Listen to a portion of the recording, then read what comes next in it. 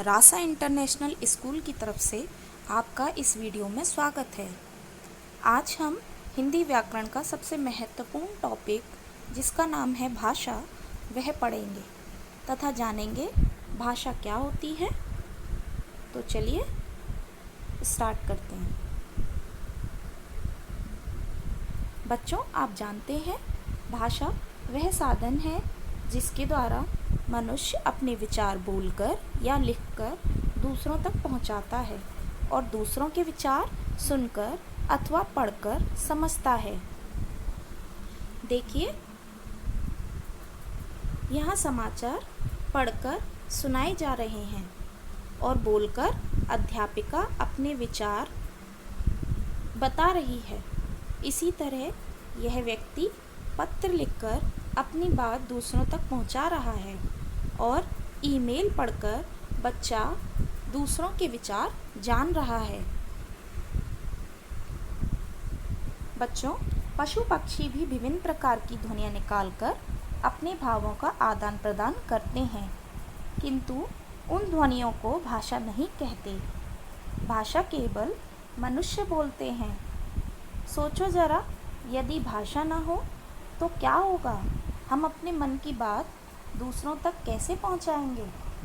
दूसरों के मन की बात कैसे जानेंगे? सोचो। अर्थात भाषा के बिना हम सब गूंगे ही हो जाएंगे। हमारे जीवन में भाषा का बहुत महत्व है।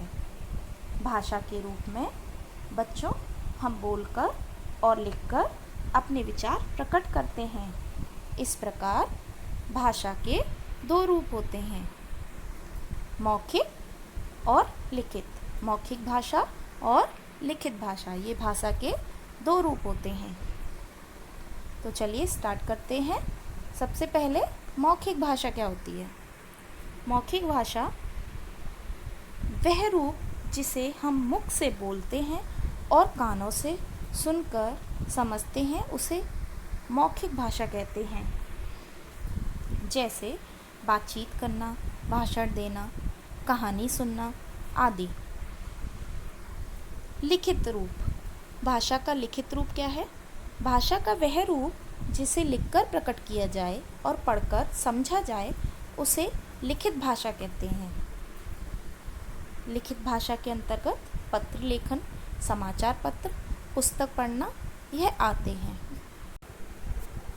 बच्चों, आप जानते हैं कि भारत में बहुत सी भाषाएं बोली जाती हैं। जैसे कश्मीर में कश्मीरी, पंजाब में पंजाबी, गुजरात गुजराती, बंगाल में बांग्ला, आंध्र प्रदेश में तेलुगु, उड़ीसा में उड़िया, महाराष्ट्र में मराठी। इसी तरह संसार के विभिन्न देशों में भी अलग अलग भाषाएं बोली जाती हैं। जैसे जापान में जापानी, रूस में रूसी, चीन में चीनी, इंग्लैंड में अंग्रेजी और फ्रांस में फ्रांसीसी। इसके अलावा जर्मन, स्पेनिश, अरबी, फारसी संसार की कुछ अन्य भाषाएं हैं। लिपि, लिपि क्या होती है? भाषा का नाम और उसकी लिपि। हिंदी भाषा के लिए देवनागरी लिपि का प्रयोग किया जाता है, अंग्रेजी के लिए रोमन, उर्दू, फारसी, संस्कृत देवनागरी लिपि, पंजाबी गुरुमुखी लिपि। व्याकरण का ज्ञान क्यों आवश्यक है?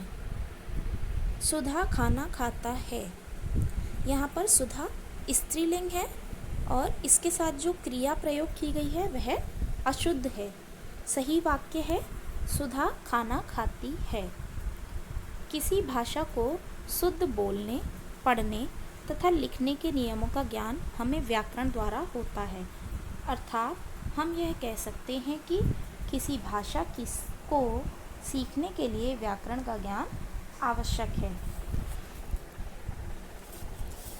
तो आज के टॉपिक में हमने भाषा, भाषा के रूप, लिपि तथा व्याकरण के बारे में पढ़ा।